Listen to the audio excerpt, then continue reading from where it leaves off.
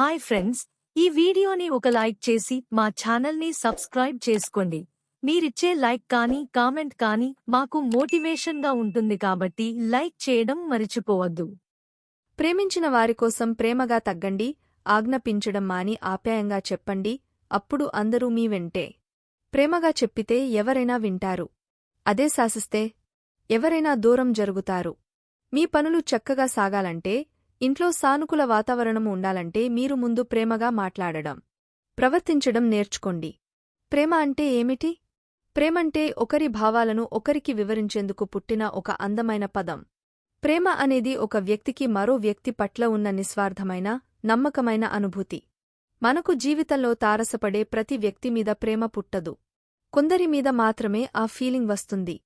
ప్రేమంటే ఒక ఆప్యాయత, ఓదార్పు, సంరక్షణ, మద్దతు. చంటి బిడ్డను తల్లి హత్తుకోగానే కలిగే ఆ ప్రేమ అనుభూతి వారిద్దరికే తెలుస్తుంది. ప్రేమంటే కేవలం ఇద్దరు యువతీ యువకుల మధ్య పుట్టినదే కాదు. ఏ అనుబంధం మధ్యైనా ప్రేమ ఉంటుంది. ప్రేమతో నిండిన ఇల్లు సకల సంపదలతో ప్రశాంతమైన వాతావరణంలో హాయిగా వర్ధిల్లుతుంది. అందుకే ఇంట్లోని వారు మీ మాట వినాలంటే మీరు ప్రేమగా చెప్పాలి. కాని ఆజ్ఞాపించడం, శాసించడం చేయకూడదు. ప్రేమతో చెబితే అంతే. ప్రేమతో ఎదుటివారు తగ్గిపోతారు. మీ మాట వింటారు. ప్రేమతో కూడిన ఒక్క మాట చాలు అద్భుతాలు నేను సృష్టిస్తుంది.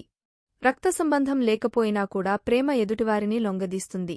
ఇంట్లో మీ ఆధిపత్యాన్ని, మనుషులపైనే పెద్దరికాన్ని రుద్దాలనుకుంటే వారు మీకు దూరం అవుతారు. అదే ఆప్యాయంగా, ప్రేమగా మాట్లాడి చూడండి. మీరు చెప్పిన పనులు చేసుకుంటూ వెళ్తారు. ప్రేమించిన వారిని దగ్గరకు తీసుకోవాలంటే వారికి శాసనాలు రాయకండి. ప్రేమతో అల్లుకొండి చాలు. ఒక మనిషి మీకు దూరం అవుతున్నారంటే మీరు వారి పట్ల కఠినంగా వ్యవహరించి ఉంటారు. లేకపోతే ఏ మనిషి ఇతరులను వదులుకోవడానికి ఇష్టపడరు. అదే మీరు ప్రేమగా మాట్లాడితే ఎవరైనా మీ చుట్టూ తిరగాల్సిందే. ప్రేమ పంచటంలో ఉన్న మాధుర్యం అనుభవించారంటే మీరు దానికి దాసోహం అయిపోతారు. ఇంట్లో చాలామంది పెద్దరికం పేరుతో తమకన్నా చిన్నవారిపై ఆధిపత్యం చెలాయించేందుకు చూస్తూ ఉంటారు. అది కుటుంబాలు విడిపోయేందుకు కారణం అవుతాయి. అలా కాకుండా వారితో ప్రేమగా మాట్లాడి చూడండి. వారు నిత్యం మీ చుట్టూనే తిరుగుతారు. మీరు కోపంలో ఒక మాట అన్నా కూడా పట్టించుకోరు.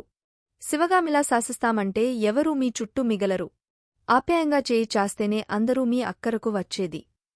ప్రేమంటే పొందటమే కాదు, ఇవ్వడం కూడా. ముందు మీరు ప్రేమను ఇచ్చి చూడండి, అంతే. రెట్టింపు ప్రేమ అటునుంచి మీరు కూడా అందుకుంటారు. ప్రేమించడమే గొప్ప కాదు, ఒకరిచేత ప్రేమించబడడం కూడా అద్భుతమైన వరమే. అది కేవలం అబ్బాయి అమ్మాయి మధ్య ప్రేమ కానక్కర్లేదు. ఒక యజమాని కార్మికుడి మధ్య ఉండాల్సిన ప్రేమ, ఆప్యాయత కూడా కావచ్చు. అలాగే భార్యాభర్తలు, తల్లి బిడ్డలు, స్నేహితులు, ఇలా ఎవరి మధ్య అయినా ప్రేమ అందంగా, ప్రశాంతంగా ఉండాలి. అంతే తప్ప సరిహద్దులతో, శాసనాలతో, ఆధిపత్యాలతో నిండిపోతే ఆ బంధం త్వరగా విరిగిపోతుంది. ప్రేమ కోసం మీరు ప్రేమగా తగ్గితే ఎలాంటి తప్పులేదు. మరింతమంది మీకు అండగా నిలిచేందుకు వస్తారు. ఒక్కసారి ఇంట్లో వారిని లేదా మీ స్నేహితులను ప్రేమగా పిలిచి చూడండి. ఆ ప్రేమకు వారు కరిగిపోకుండా ఉండరు. వీలైనంతవరకు ప్రేమించండి. ద్వేషించడం వల్ల వచ్చేది కోపం, అశాంతి, ఆందోళన మాత్రమే. అవి జీవితంలో మీకు ఎందుకు పనికిరావు. ఆరోగ్యాన్ని చెడగొట్టడానికి తప్ప.